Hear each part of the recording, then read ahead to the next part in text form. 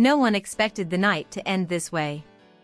Just hours earlier, Can Yaman's name had been trending for entirely different reasons: an upcoming appearance, whispers about new international projects, and the usual admiration surrounding one of Turkey's most recognizable stars. But as midnight approached, the narrative shifted abruptly. What began as an ordinary evening soon spiraled into a chain of events that would place Can Yaman at the center of one of the most disturbing rumors of his career. Shortly after 11:30 p.m., unconfirmed reports began circulating quietly among entertainment insiders. At first, they were dismissed as exaggerated whispers, the kind that appear and vanish every week in celebrity circles. But this time, the silence from official sources only fueled suspicion. Then came the phrase that changed everything: taken in for questioning. Not arrested. Not charged. But questioned. And in the world of celebrity scandals, that distinction often disappears within minutes. According to sources close to the situation, Can Yaman was allegedly present at a private location when authorities arrived. The details surrounding the visit remain intentionally vague: no official statement, no leaked documents, no photographs. Yet the absence of clarity became the story itself. Why would authorities request questioning if nothing unusual had occurred? And why was the location reportedly secured so quickly afterward? As speculation exploded online, one phrase began appearing repeatedly in leaked messages: drug-related inquiry.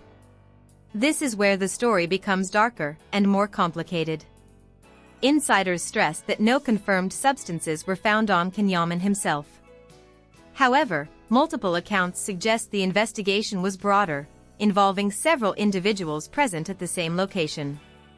In such cases, questioning does not imply guilt, but proximity alone can reshape public perception overnight. What makes this situation particularly unsettling is what allegedly followed. Can Yaman was reportedly escorted, not publicly, not with cameras flashing, but discreetly, through a back entrance, into a controlled environment. An interrogation room. Cold lighting. Neutral walls. No stylists. No managers. Just questions. Sources describe the atmosphere as tense but controlled. Not aggressive. Not theatrical. Procedural. The kind of setting where silence speaks louder than accusations. What was he asked? No one knows for sure. But leaked fragments suggest questions centered around timeline, associations, and knowledge: who arrived when, who spoke to whom, and what exactly transpired before authorities intervened. These are not the questions asked of someone already convicted. They are the questions asked when officials are trying to understand a puzzle, and every person present becomes a piece. Still, the damage had already begun. Within hours, headlines escalated from question to detained. From investigation to drug scandal. The algorithm does not wait for facts. It feeds on uncertainty. Fans noticed something else, too. Can Yaman's social media went quiet. No stories. No reactions. No denial. For a man known for controlled public presence, the silence felt calculated or forced. Either way, it amplified the tension. Was he advised not to speak? Was he processing what had just happened? Or was the situation more serious than anyone realized? Behind the scenes, damage control reportedly began immediately. Legal teams, public relations advisors, and close confidants were said to be involved within hours. But again, no statements were released. No clarifications offered. Just waiting. And waiting, in scandals like this, is dangerous. Because when facts don't arrive, narratives do. By morning, the phrase "Can Yaman arrested" was trending internationally. Despite no confirmed arrest ever being announced. The line between reality and rumor blurred completely. But one question remained unanswered, and far more important than any headline: what really happened inside that interrogation room? In Part 2, we'll uncover the reported sequence of events leading up to that night, the private gathering, the unexpected arrivals, and the moment authorities decided to step in. And what emerges may change how this story is understood entirely. What happened in the interrogation room cannot be understood without going back several hours earlier, to the gathering that quietly set everything in motion. According to multiple insiders, the evening did not begin with tension or chaos. On the contrary, it started as one of those controlled, low-profile meetings that celebrities often prefer when they want to stay out of the public eye. No clubs, no paparazzi, no loud entrances. Just a private setting, carefully chosen, with people who were supposed to be trusted. Sources describe the atmosphere as relaxed but selective. Not everyone was invited, and those who were present reportedly arrived at different times to avoid attention. Can Yaman's presence, insiders say, was not the focal point of the night. He was not hosting. He was not the center of attention. In fact, several witnesses later claimed he arrived later than most, staying on the periphery rather than positioning himself at the heart of the gathering. This detail would later become crucial. As the night progressed, conversations shifted. What began as casual exchanges reportedly turned into more intense discussions, the kind that happen when people assume privacy is guaranteed. Music remained low, lighting dim, and phones were rarely visible. This was not a party designed to explode on social media. It was meant to leave no trace. But something unexpected disrupted that illusion of control. Sources say a disagreement occurred earlier in the night between two individuals not directly connected to Can Yaman. The nature of the disagreement remains unclear, but it allegedly escalated enough to draw attention outside the room. This is where the timeline becomes critical. Shortly after this moment, authorities were alerted. Whether it was a precautionary call, a complaint, or a routine follow-up is still unknown. What is known is that when officials arrived, they did not act aggressively. There was no raid, no dramatic confrontation. Instead, the approach was methodical. Names were noted. Movements were observed. And questions began almost immediately. Insiders emphasize that the investigation was not focused on one person but on the environment itself. In situations like this, proximity matters more than intention. Who was present? Who arrived when? Who left early? Who stayed? Can Yaman's name entered the official record not because of an accusation, but because of presence. This distinction is often lost once rumors take over. As authorities continued their assessment, the mood reportedly shifted. Conversations stopped. Smiles disappeared. People became aware that the night would not end quietly after all. This was the moment when discretion turned into concern. According to leaked accounts, officials decided that certain individuals would need to provide statements in a controlled setting. Not on the spot. Not publicly. But formally. This decision marked the point of no return for the narrative. Can Yaman was reportedly informed calmly. No handcuffs. No raised voices. Just a clear explanation that further clarification was required. Witnesses describe his reaction as composed but visibly tense. He did not resist. He did not argue. He asked questions, listened carefully, and complied. This behavior would later contrast sharply with the explosive headlines that followed. As he was escorted away, others present began making calls, lawyers, managers, friends. The room emptied quickly, but the consequences lingered. Within minutes, fragments of information leaked into private chats. Words were distorted. Context disappeared. By the time the first online posts appeared, the story had already mutated. The gathering was no longer private. It had become the origin of a scandal. What most people still don't realize is that at this stage, no conclusions had been drawn. No evidence had been presented. No charges had been discussed. Yet the machinery of public judgment was already moving faster than the investigation itself. And while Can Yaman was being led toward formal questioning, a parallel trial was beginning online. One driven entirely by speculation.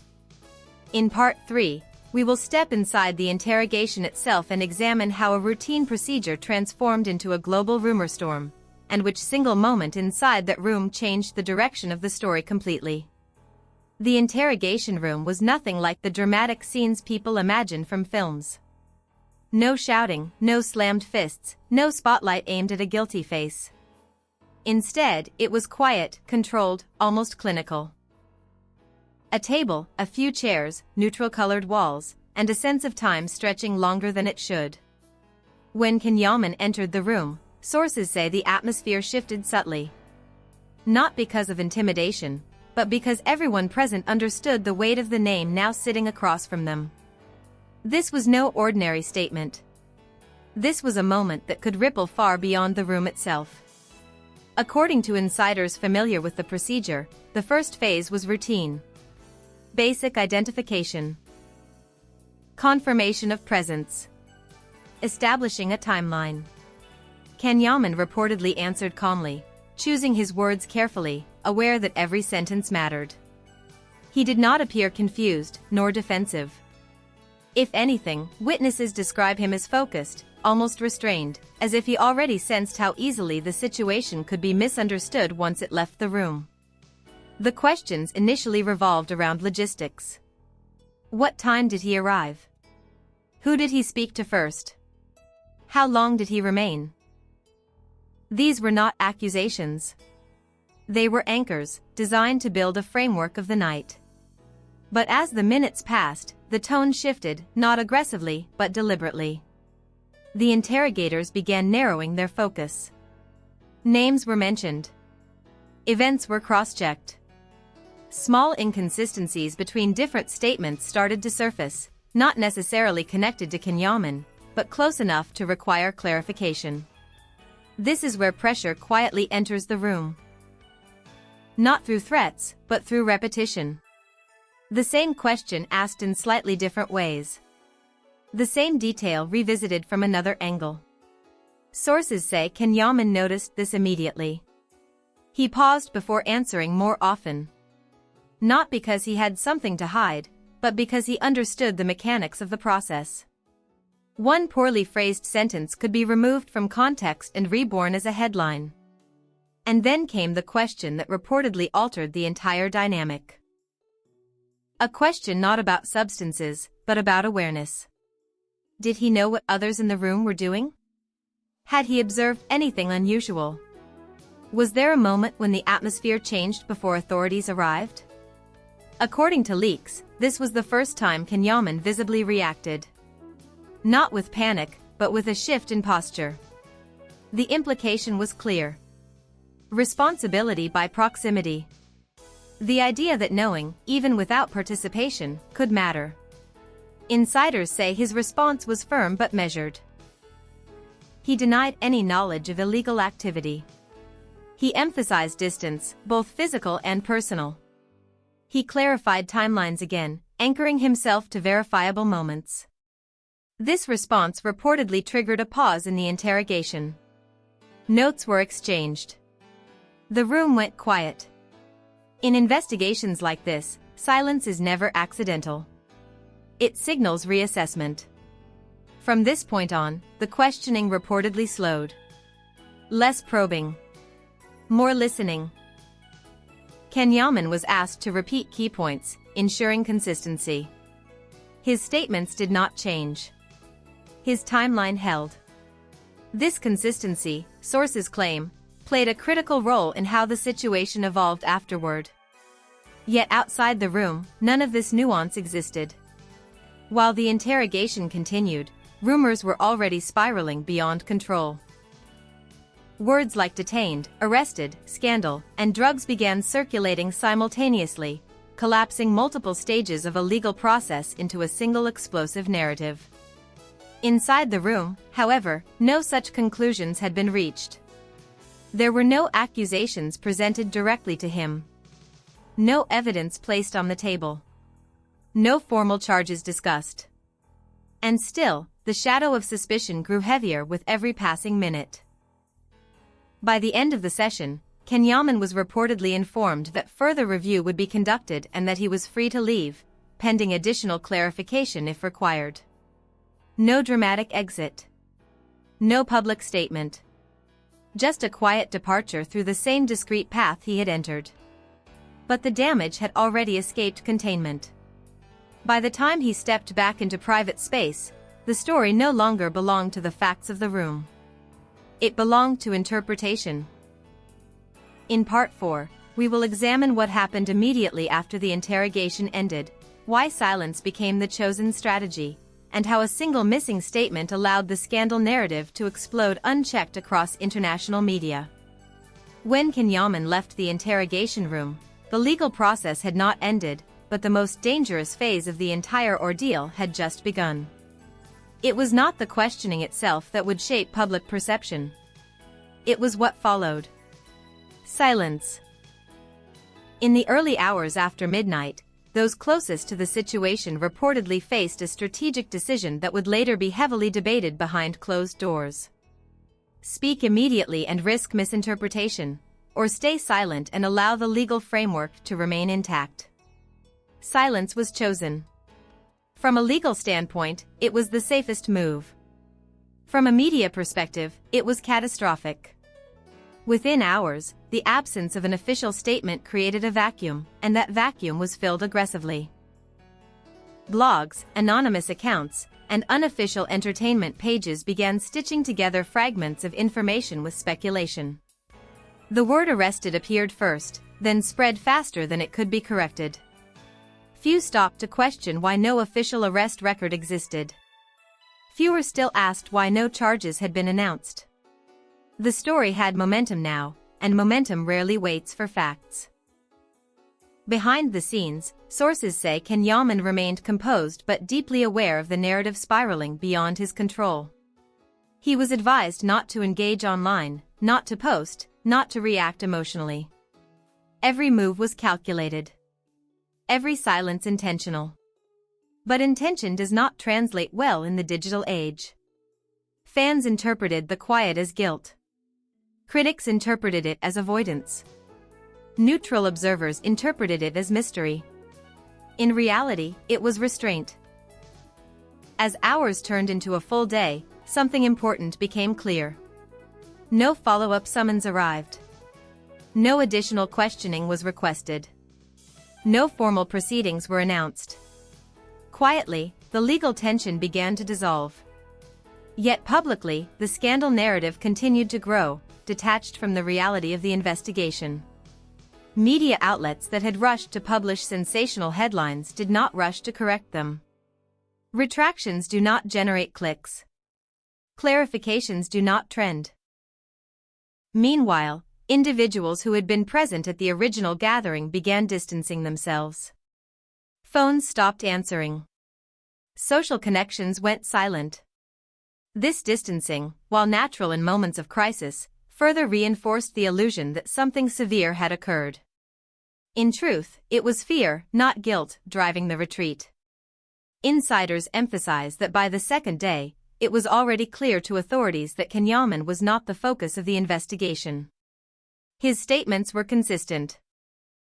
His timeline matched external confirmations. No evidence linked him directly to any illegal activity. And yet, the stain of the headline remained. This is the paradox of modern celebrity scandal. Legal outcomes move slowly and quietly. Public judgment moves instantly and loudly. For Can Yaman, the cost was not measured in court documents, but in reputation. The lesson here is uncomfortable but undeniable.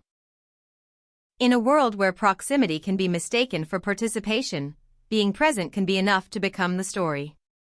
The interrogation room did not define Can Yaman's guilt or innocence. It exposed how fragile public narratives have become. By the end of the week, the story began to fade, not because it was resolved publicly, but because attention shifted elsewhere. No dramatic conclusion arrived. No shocking confirmation followed. Just silence returning to where noise had briefly dominated. For those watching closely, the ending was clear. This was not the collapse of a career. It was a collision between rumor and reality, one that left marks but not verdicts. And perhaps the most revealing detail of all is this: when the facts finally surfaced, they were quieter than the rumors that preceded them. The interrogation ended without consequence. The scandal ended without proof. But the lesson remains, written clearly between the lines. In today's world, a closed door, a silent night, and a single word taken out of context can momentarily rewrite a life. And for Can Yaman, that night will be remembered not for what happened inside the interrogation room, but for how quickly the world decided what it believed before the truth had a chance to speak.